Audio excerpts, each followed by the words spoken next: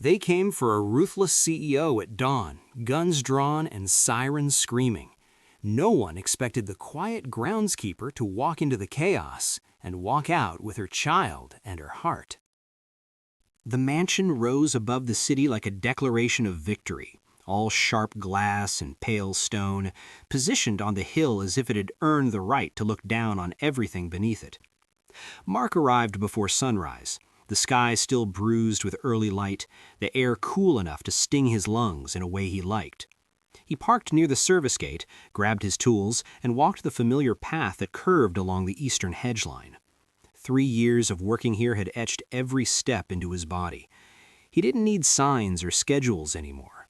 His hands moved on instinct, trimming, shaping, repairing, keeping the place flawless for people who rarely notice the work behind that perfection. He preferred it that way. Being invisible had kept him alive once. It kept his life simple now. At 36, Mark carried himself with the quiet weight of someone who had lived more than one life. His shoulders were broad from years of labor, his face worn by sun and long days, his eyes calm but alert, always scanning without seeming to. He thought about his daughter Sophia as he worked, the way she'd complained about math homework the night before, the way she smiled when he promised pancakes on Saturday morning. Every hour here was another hour he could give her stability, another day of proving that the past didn't get to decide their future. Inside the mansion, Elena Cross was already awake, dressed and composed, moving through her home with the same precision she brought to boardrooms and negotiations. At 32, she was younger than most of the people who feared her, and that only made her power more unsettling. Her dark hair was pulled back neatly, her expression sharp, controlled, unreadable. The walls around her reflected success, not comfort. Art chosen for value, furniture for impression, space designed to command silence. Elena had built an empire by never letting emotion interfere with strategy, and that discipline had followed her home. Staff moved efficiently, careful not to disturb her rhythm. She noticed everything: a misplaced file, a delayed response, a flicker of hesitation. That morning, though, even Elena sensed something off. It was subtle, too subtle for panic. Phones rang and stopped abruptly, security lingered near doorways longer than usual, an assistant avoided her eyes when delivering a tablet. Elena filed the unease away, telling herself it was just another problem waiting to be solved. Outside, Mark felt it too, though he couldn't have named it. The air seemed heavier, sounds slightly muted, like the world was holding its breath. He paused near the west wing, wiping sweat from his brow, watching a guard whisper urgently into a radio. Mark's chest tightened. He had learned long ago to trust that feeling. It was the same one he'd felt years back when his life had existed in the margins, when sirens didn't mean inconvenience, but danger, when uniforms could erase everything you'd built in a single afternoon. He pushed the memory down and returned to his work, focusing on the steady scrape of metal against branch, the smell of cut leaves, the simple comfort of routine. He told himself this was different now. He had papers, a job, a child who depended on him. This place was secure. Powerful people lived here. Nothing bad happened behind gates like these. As the morning moved on, the mansion grew quieter instead of busier, which struck Mark as strange.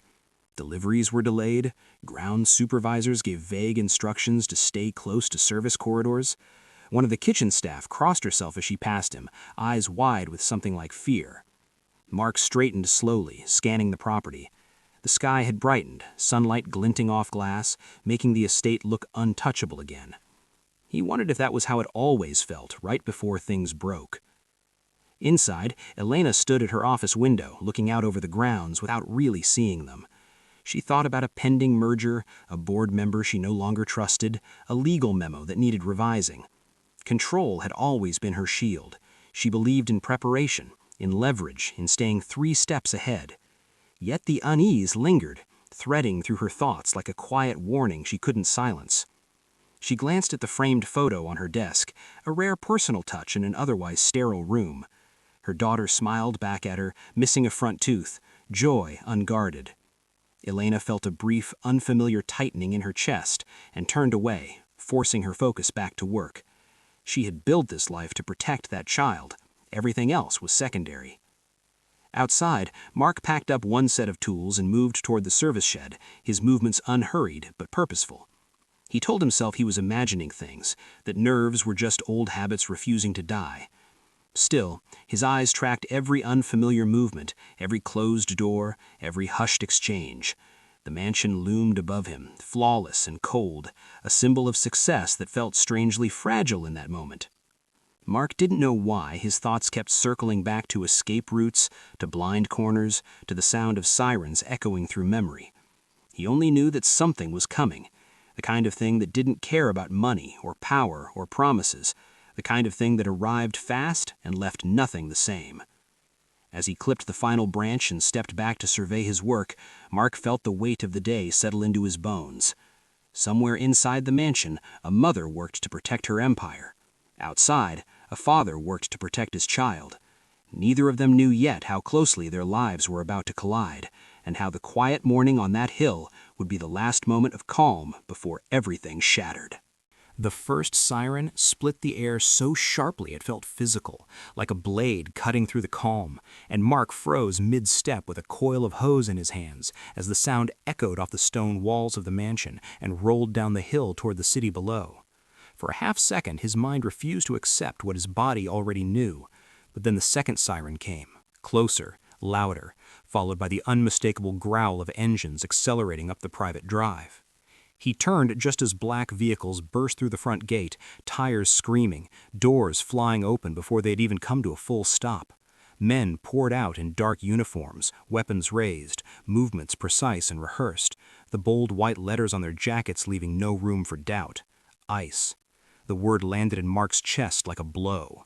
His breath shortened, his hands tightening around the hose until his knuckles went pale, every buried memory clawing its way back to the surface at once. He heard shouting, sharp and authoritative, commands snapping through radios, boots pounding against stone as agents fanned out across the property with ruthless efficiency. Somewhere nearby, a gardener dropped his shears and ran. Mark didn't move. He couldn't. The past had him by the throat, dragging him backward into nights of hiding, into the sound of sirens that meant families torn apart, into the terror of not knowing if he would come home at all. Inside the mansion, the chaos arrived just as violently. Elena was standing at her desk reviewing numbers when the distant noise reached her, faint at first, then impossible to ignore. She stepped toward the window in time to see flashing red and blue lights washing over the white stone like a warning, her security detail scattering as agents breached the front entrance. Her mind raced, instinctively cataloging options, searching for leverage, for a call to make, a door to close, a move to stay ahead. But for the first time in her career, the situation refused to bend to logic. Her assistant burst in, face drained of color, words tumbling out in a panicked rush, and Elena felt something cold slide down her spine. She moved fast, grabbing her phone, firing off calls that went unanswered, her pulse pounding louder with every ring that died into silence. The illusion of control cracked, and fear, raw and unfamiliar, rushed in to fill the space. Outside, Mark watched agents spread across the grounds, blocking exits, shouting orders, their presence swallowing the estate in a way wealth never could protect against. A radio crackled near him, a guard yelling something he couldn't hear, and suddenly Mark was no longer a groundskeeper on a hill, but a man standing at the edge of everything he had rebuilt, watching it threaten to collapse. His first instinct screamed at him to disappear, to slip into the service corridors and vanish the way he always had when danger appeared. No one would blame him, no one would even notice. He took a step back, then another, heart hammering so hard it hurt, and that was when he heard it, thin and terrified, cutting through the shouting and sirens like a wire pulled tight. A child crying. The sound hit him harder than the letters on those jackets ever could. His chest tightened, his thoughts snapping into sharp focus, Sophia's face flashing in his mind, the way she sounded when she cried from a nightmare, the way she clung to him until the fear passed. The world narrowed to that sound, to the knowledge that somewhere inside that massive house, a child was scared and alone, while adults shouted and doors slammed. Mark's feet moved before his mind caught up, carrying him toward the west wing, toward the sound, his pulse roaring in his ears. Inside, Elena was being herded down a hallway, agents surrounding her, voices overlapping, questions fired at her with no patience for answers. She demanded to see warrants, demanded time, demanded control, but none of it slowed the process. Her phone was taken, her office was sealed, cameras appeared where privacy had once been guaranteed. Then a question cut through the noise like a knife. Where was her daughter? The fear that followed was immediate and consuming, ripping past every defense she had built.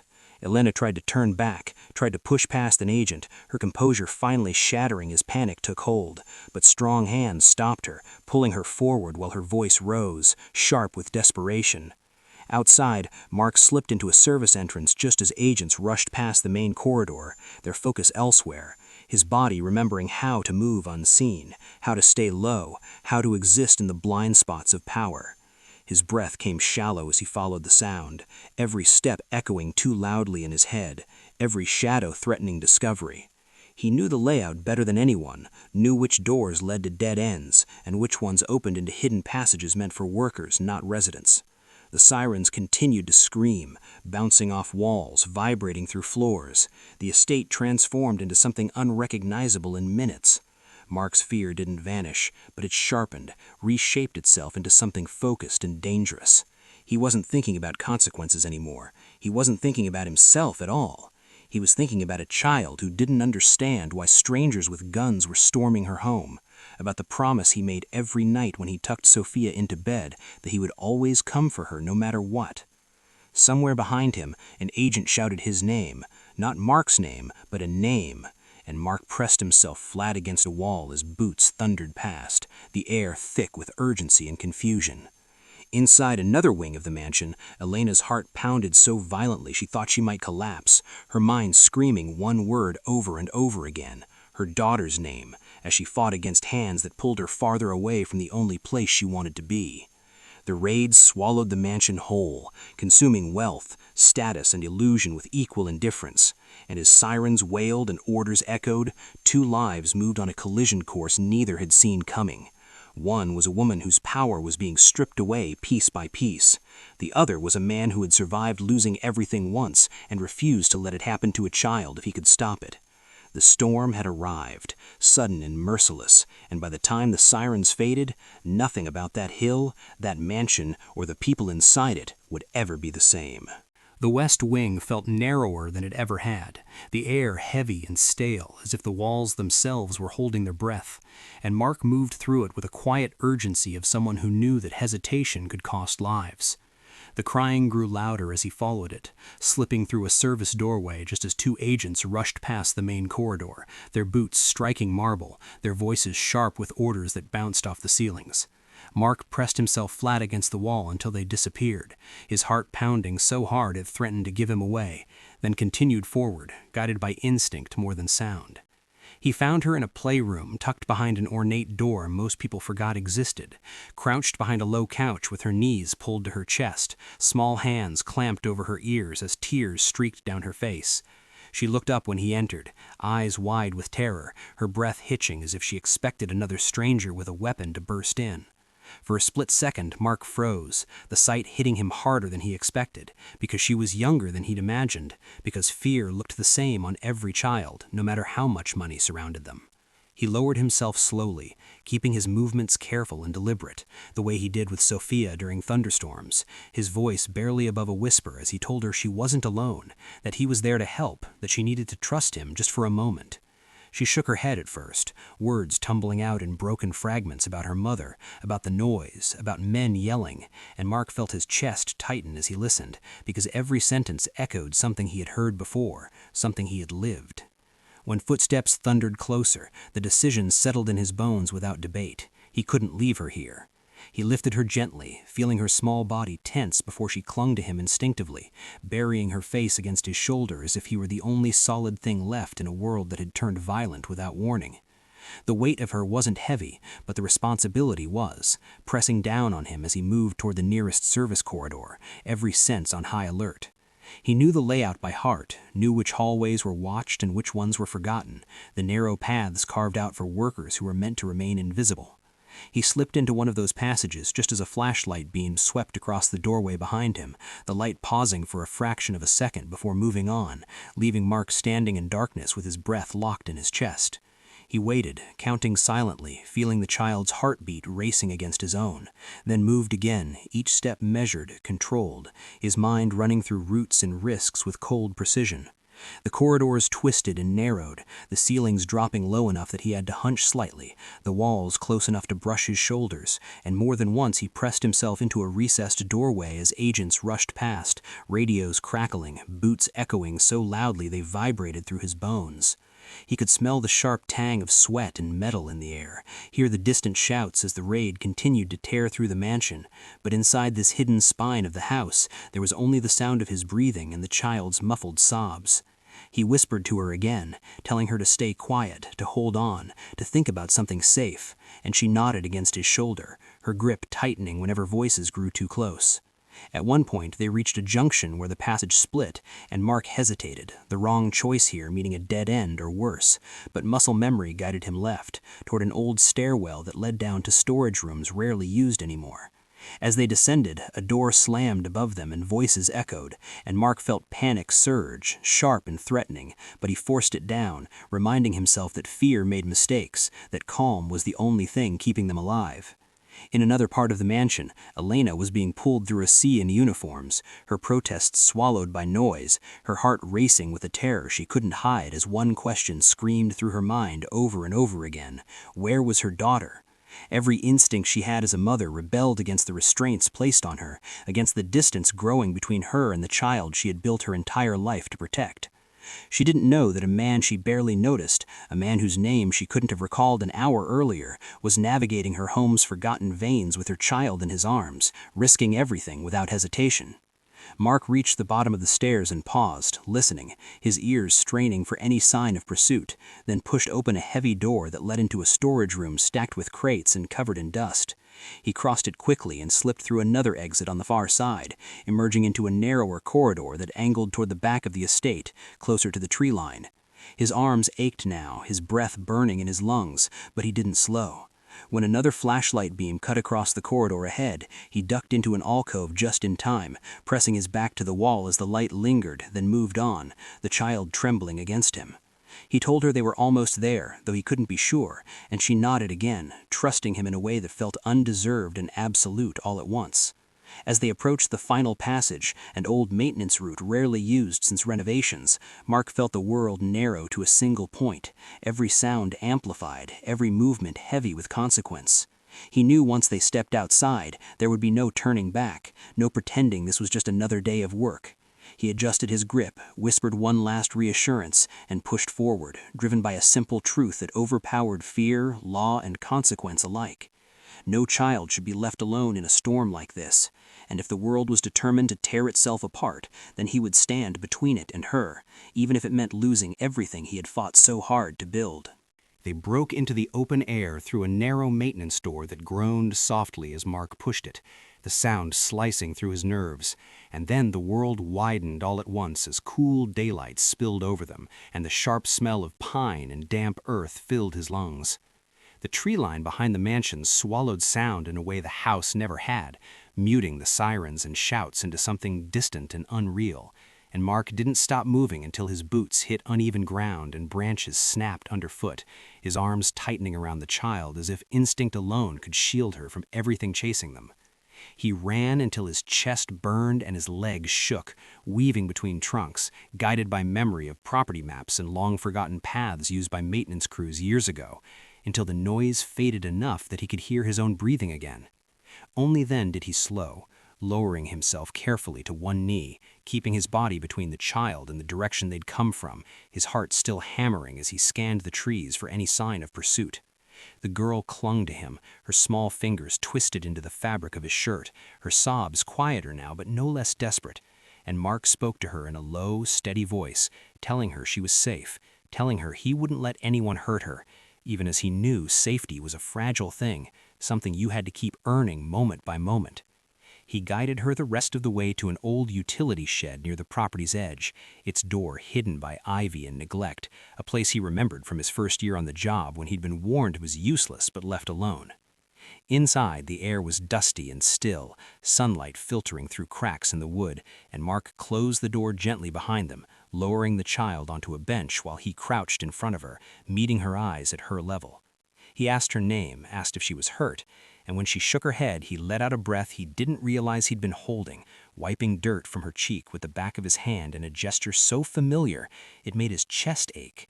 He told her they were going to wait for a little while, that someone would come, someone she trusted, and she nodded, watching him with the intense focus of a child who had decided this stranger was the only thing standing between her and the world falling apart. Inside the mansion, time stretched cruelly as Elena was led through corridors she had walked 1,000 times without thinking, now stripped of comfort and control, every step pulling her farther from the one thing that mattered. Her wrists ached from the cuffs, but the physical pain barely registered compared to the panic that flooded her system, her mind spiraling through worst-case scenarios she had never allowed herself to imagine.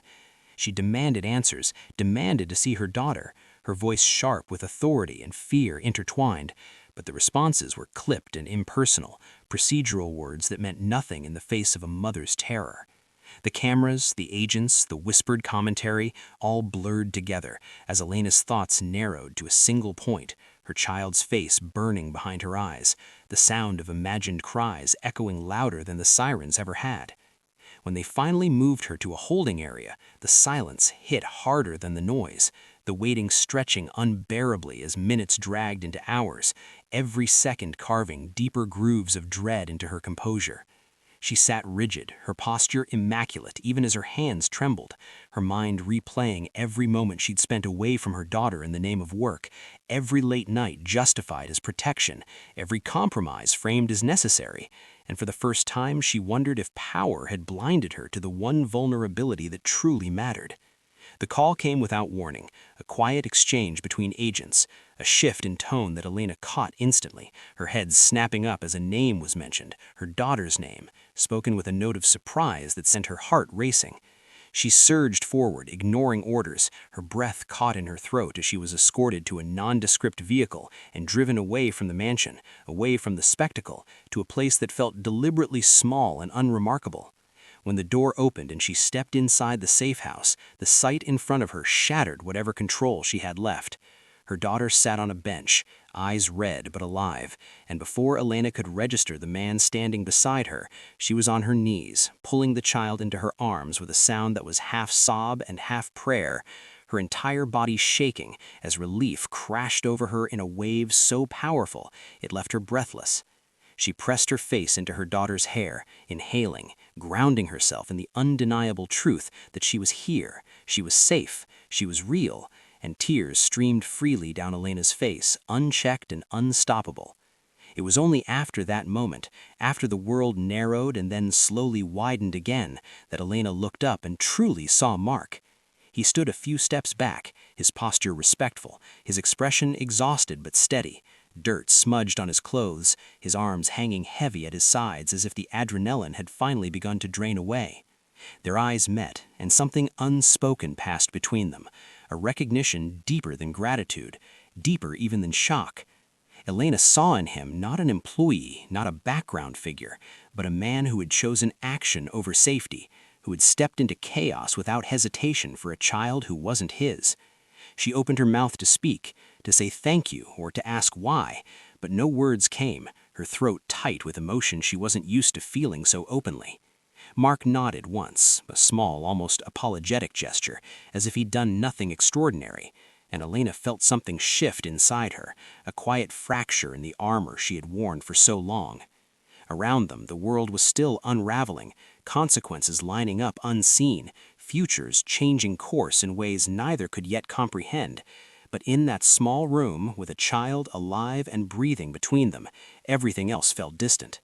Mark didn't know what would happen next, didn't know if this choice would cost him his job, his safety, his carefully rebuilt life. But as Mark watched Elena hold her daughter, he felt a calm settle over him that surprised even himself. Whatever came, this moment was worth it. Outside, the sirens faded completely, leaving behind a silence heavy with aftermath. And as Elena finally found her voice and whispered a broken, heartfelt thank you, Mark understood that nothing about their lives would ever return to what it had been before. Something irreversible had been set in motion, forged not by power or fear, but by a single decision in the narrow corridors of a collapsing world.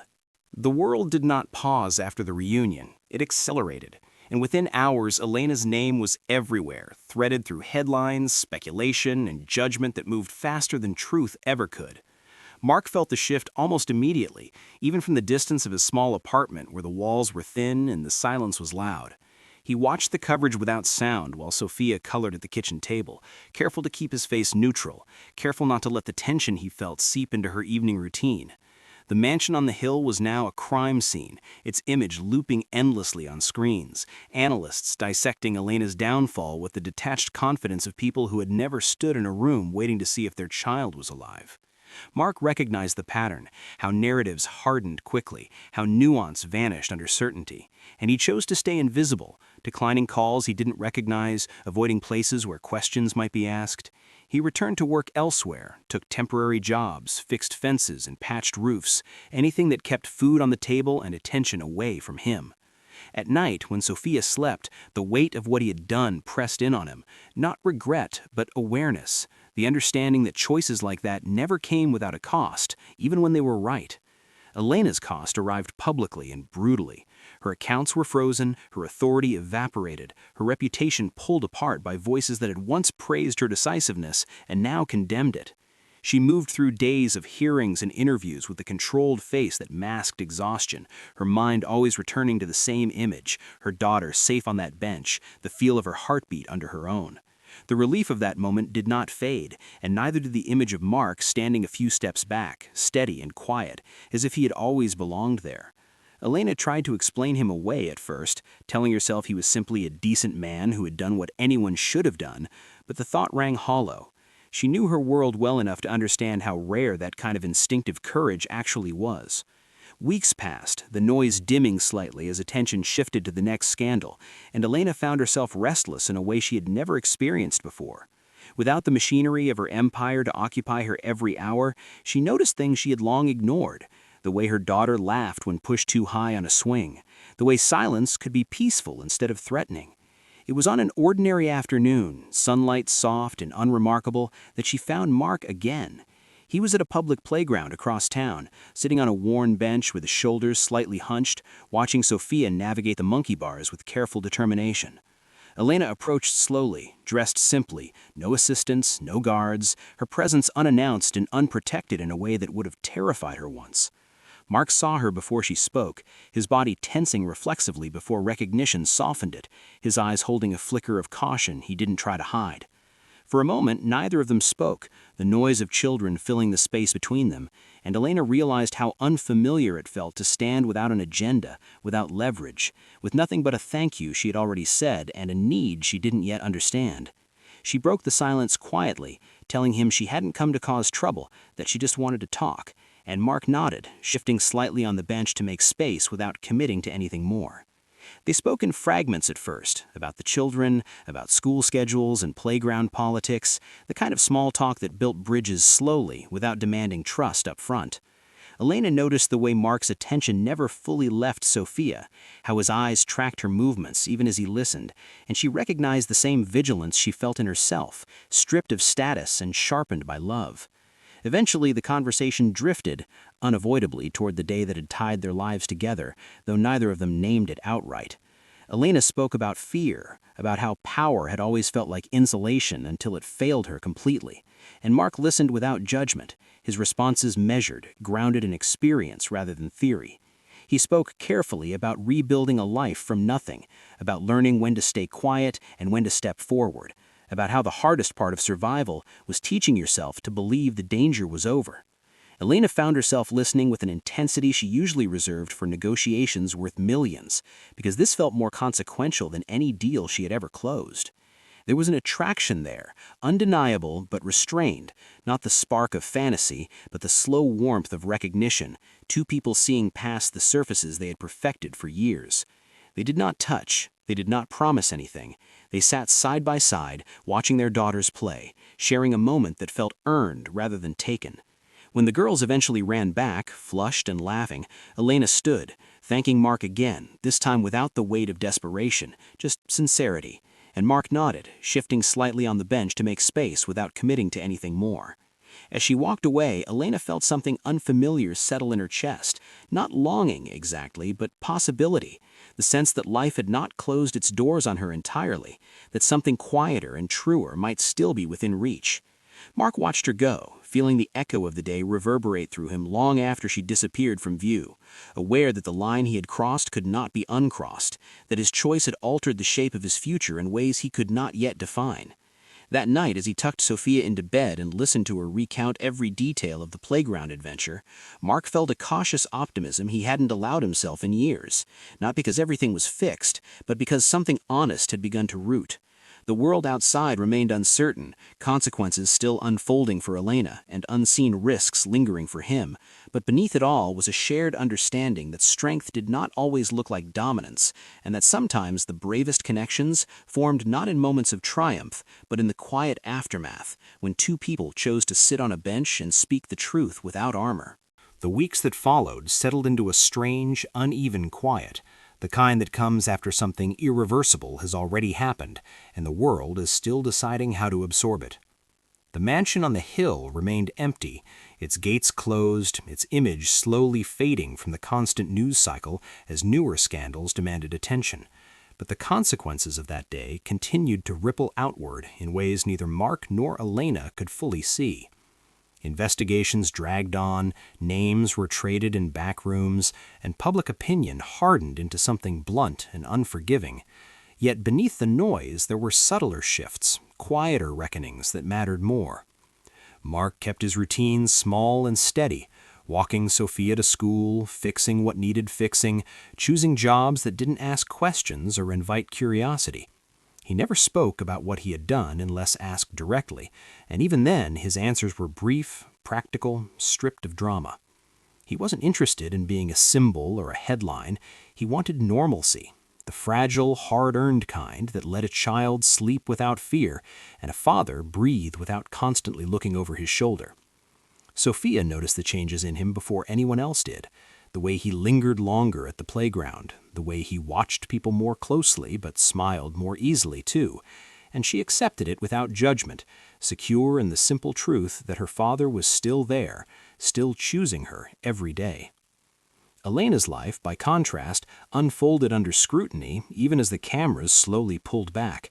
She cooperated where she had to, thought where she could, and learned the limits of influence the hard way, discovering that some doors closed no matter how much authority you once held. What surprised her most was not the loss of power, but the absence of the constant urgency that had once defined her days. Without the endless demands of her empire, time stretched differently, allowing space for reflection she had never permitted herself. She spent more afternoons with her daughter than she ever had before, learning the rhythms of school schedules and bedtime routines, discovering parts of motherhood she had outsourced or postponed in the name of protection. In those moments, she thought often of Mark, not as a rescuer frozen in a moment of crisis, but as a steady presence who had acted without calculation, whose courage had been quiet and complete. They spoke occasionally, brief conversations that didn't pretend to be casual, but didn't press for more either, checking in about the girls, sharing updates that mattered, letting trust build at its own pace. There was comfort in that restraint, in the absence of expectation, and Elena found herself valuing it more than the grand gestures she had once mistaken for connection. One evening, as the city settled into dusk, Mark walked Sophia home along their usual route, the sky painted in soft gold and blue, the air cooler now with the promise of change. Sophia swung their joined hands, talking animatedly about a school project, her voice bright and unburdened, and Mark listened, grounding himself in the ordinary miracle of it. As they approached their building, he saw Elena standing a short distance away. Her posture relaxed, her expression rather than guarded. She had come alone, as she always did now, choosing simplicity over spectacle, and for a moment Mark hesitated, instinct flaring before easing into recognition. They exchanged a quiet greeting, words unnecessary, and Sophia, recognizing her friend's mother, waved before tugging Mark toward the stairs, reminding him of dinner plans and unfinished homework. Mark promised he would be right up and watched her disappear inside before turning back, the evening settling around them like a held breath. Elena spoke first, not with urgency, but with a calm that felt earned, telling him she had wanted to see him, to say that things were changing, slowly, imperfectly, but in a direction she could live with. Mark nodded, understanding more than she said, and told her he was glad, meaning it in a way that surprised him with its depth. They stood there for a while, sharing the quiet without trying to fill it, both aware that whatever lay between them was not something to be rushed or defined prematurely. Elena admitted, almost reluctantly, that she was learning to measure success differently now, that protection did not always come from walls and power, but from presence and choice. And Mark responded with a small smile, saying that sometimes the hardest thing was believing you deserved the life you were fighting for. As the light faded, Elena looked at him with a softness that had nothing to do with gratitude and everything to do with recognition, seeing not a hero elevated above her, but a man who had carried fear and responsibility with equal resolve. She told him she didn't know what the future would look like, that there were still battles ahead, still losses to face, and Mark agreed, saying he wasn't looking for certainty, just honesty.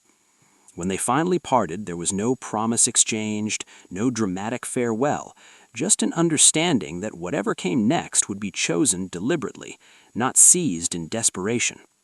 Mark climbed the stairs and found Sophia waiting at the door, eager and impatient, and as he moved back into the warmth of their home, he felt something settle inside him, a quiet confidence that he had not misplaced himself by acting when it mattered.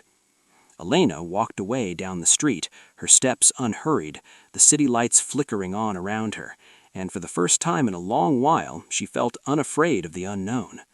The raid that had torn her world apart had also stripped away illusions she no longer needed, revealing a path that was narrower but truer, one defined not by dominance but by care.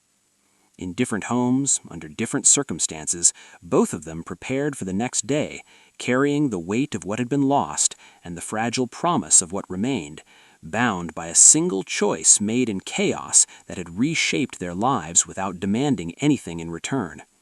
And in that shared understanding, quiet and enduring, there was the unmistakable sense that heroism was not found in power or recognition, but in the moments when fear was set aside for the sake of another, leaving behind a ripple that continued long after the noise had faded.